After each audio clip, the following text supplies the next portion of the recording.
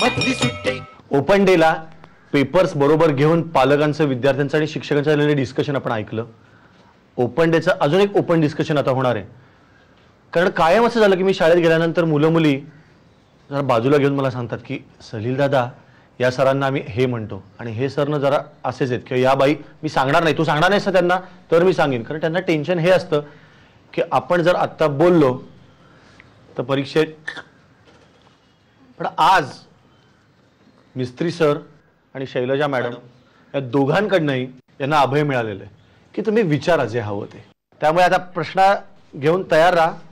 हे danger sir आणि danger बाई म्हणून पॉप्युलर येतात शाळेमध्ये, लक्षात ठेवा. त्यांच्यासमोर जनरली कोणी डेअरिंग करत नाही काही बोलायचं. पण आज ओपन डे आहे. कोण विचारे पहिला प्रश्न? सर मॅडम तुम्ही आम्हाला शिकवतात मारतात पण खरं म्हणजे विद्यार्थ्यांना शिक्षेची गरज असते का? खरं तर शिक्षेची नाही परंतु शिस्तीची गरज असते. आणि शिस्त जी असते ना तर ती स्वतः अंगी बाणावी लागते. ती कोणाच्याही जोर जबरदस्तीने येत नाहीत आणि हेच तुम्हाला कळत नाही. त्याच्यामुळे आम्हाला असं वागणं हे गरजेचं वाटतं. तुमचं काय म्हणणं? अनुशासन हे प्रत्येकाच्या अंगी असावं लागतं. कुठलीही गोष्ट करताना उधळून चालत नाही. आपल्याला सगळ्यांना माहिती आहे की श्यामची आई सगळ्यांनी पाहिलेलं आहे की श्यामला सुद्धा आईचे फटके बसलेले आहेत आणि त्यातूनच पुढे साने गुरुजी घडले. आणि म्हणून कधी कधी मी लाडानेही बोलते, कौतुकही करते, पण कधी कधी शिक्षाही करावी लागते. त्यातूनच माणूस घडत असतो. सर तुम्हाला अशी कोणती शिक्षा आली की ती तुम्हाला आठवते? आमचे शिक्षक होते गावी असताना लांडगे सर म्हणून. फक्त असं रांगेतून जात असताना मी थोडंसं 2 पावलं बाहेर पडलो आणि त्यांनी बाजूला घेऊन असं बदडलं की त्याला 360 डिग्री म्हणता येईल. याच्या अगोदर मी तुमच्यासारखाच टवाळखोर मुलगा होतो. मग ती एक शिक्षा झाल्यानंतर परिवर्तन झालं. मला हा प्रश्न दोघांना विचारायचा आहे की तुम्ही जेव्हा शाळेतील सर्व मुलांना मारता तेव्हा तुमच्या हाताला वेदना जाणवत नाहीत का? नाही तर सुखद वेदना असतात. दुसरा मारल्यानंतर. सर आणि मॅडम आम्हाला कधी कधी शिकण्याचा कंटाळा येतो, तसं तुम्हाला शिकवण्याचा येतो का? मला शिकवण्याचा नाही कंटाळा येत, मला पेपर तपासायचा कंटाळा येतो. सलग 9 पिरियड जरी शिकवायला सांगितलं तरी शिकवणार. कारण तुम्ही मुलं मी शिकवताना छानपैकी ऐकत असता. त्यामुळे आम्हाला शिकवण्यात आनंदच असतो. शिकवण्याचा कंटाळा असं म्हणता येणार नाही. कारण आम्ही जेव्हा तुम्हाला शिकवत असतो त्यावेळेस त्याच्यातून आम्ही काही ना काही शिकत असतो. आणि ज्ञान ही अशी एक प्रक्रिया की ती दिल्याने निरंतर वाढत असते. हा प्रश्न मॅडमसाठी आहे. मॅडम तुम्ही जेव्हा लहान असता तुम्ही शाळेत मस्ती करायच्या तेव्हा तुमचं कधी असं झालं आहे का की शिक्षकांनी तुम्हाला जबर शिक्षा केली अशी तशी नाही आणि ती तुमच्या पालकांना कळली आणि पालक शाळेत वगैरे आलेत? बरेच प्रसंग झाले तसे. शिक्षक रागवण्यापेक्षा मी पालकांचाच खूप मार खाल्लेला आहे. मी 6वीत असताना शाळेतच जात नव्हते. रोज माझे काका माझा कान धरून बिल्डिंगच्या खाली घेऊन यायचे. पण 6वीचं पूर्ण वर्ष शिक्षा खाल्ली पालकांची. पण 7वीच्या वर्षात मात्र बक्षीस मिळवलं होतं पूर्ण वर्षभर शाळेत जाण्याचं. आणि 10वीत मी या शाळेची विद्यार्थिनी असल्यामुळे 10वीत असताना आमच्या साप्ताहिक परीक्षा असायच्या. दर रविवारी परीक्षा असायची. आम्ही ग्रुपने मिळून परीक्षा बुडवल्या होत्या सलग 4 रविवार.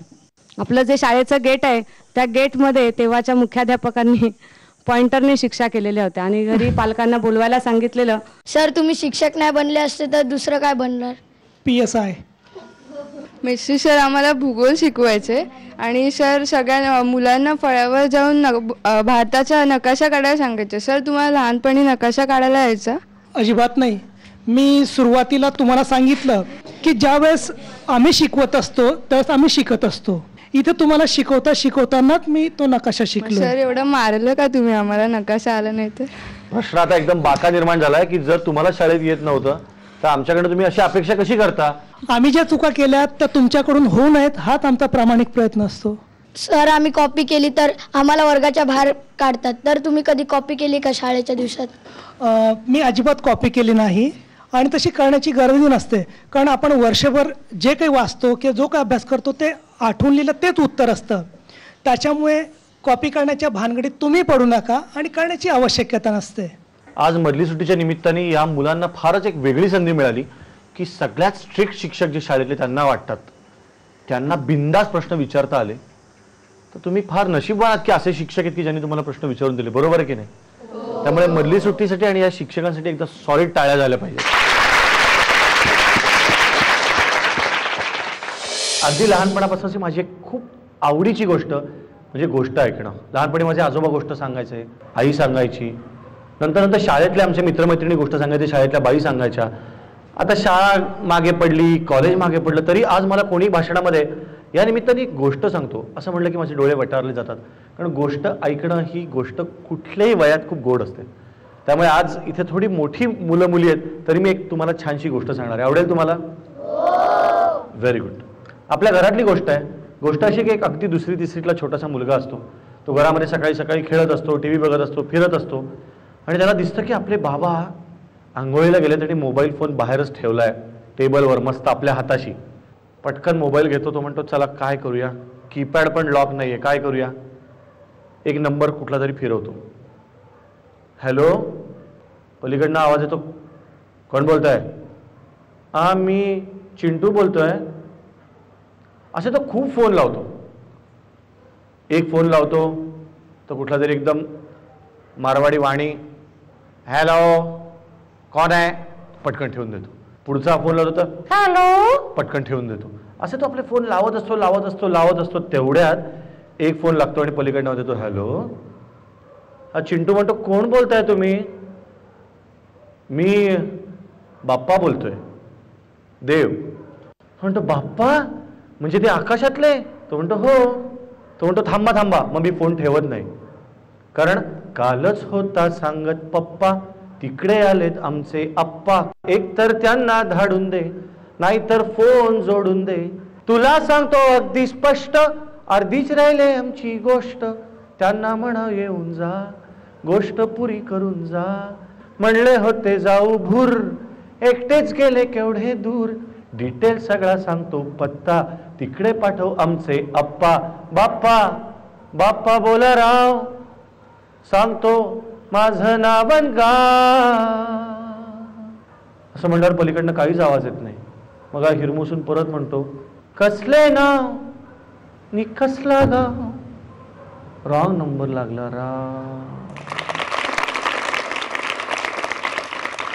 ही जी गोष्ट होती ही आपल्या सगळ्यांच्या घरातली आहे. प्रत्येकाला असं वाटतं, मला पण असं वाटतं की खरंच आपल्या देवाला कधी फोन लागला असता आपण काय मागू, असा विचार तुमच्याही मनात येत असेल. तर मला खूप उत्सुकता आहे की तुम्ही याच्यावर काय विचार करता. कोण सांगेल? कोणाला असं वाटतं की खरंच माझा असा फोन लागावा आणि मी काहीतरी मागावं?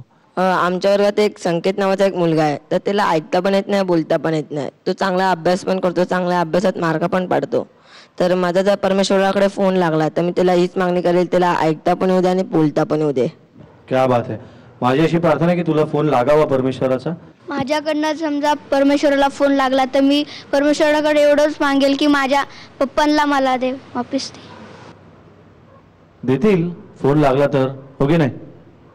जर चुकून परमेश्वराला फोन लागला तर मी एवढं मागेन की माझ्या आई वडिलांना हजारो वर्ष जगण्याचे अमृत भेटू दे. क्या बात आहे. मला याची इच्छा खूप आवडली की आई वडिलांना हजारो वर्ष जगण्याचा अमृत दे.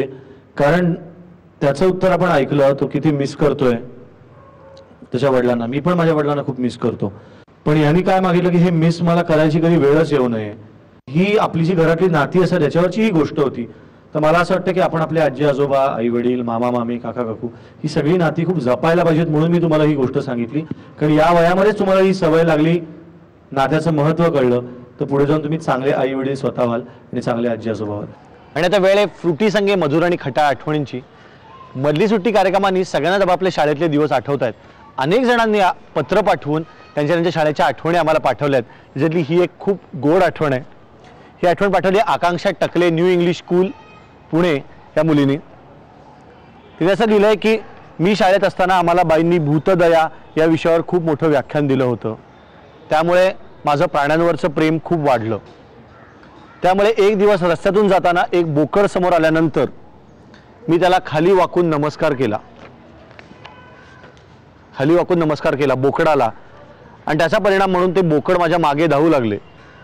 बोकड माझ्या मागे धावत धावत रस्ताभर धावत होते. मी एका बिल्डिंगमध्ये शिरले, मागे बोकड शिरले.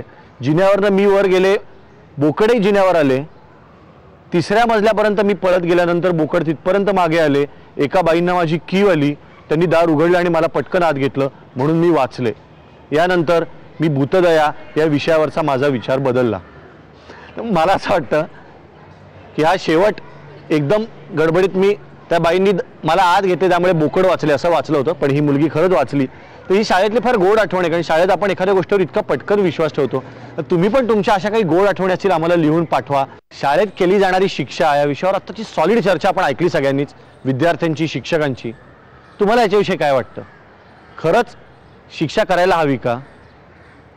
शिक्षा या विषयावरच तुम्हाला काय वाटतं? आम्हाला लिहून पाठवा या आठवड्याचा होमवर्क म्हणून आमच्या मधली सुट्टीच्या या पत्त्यावर.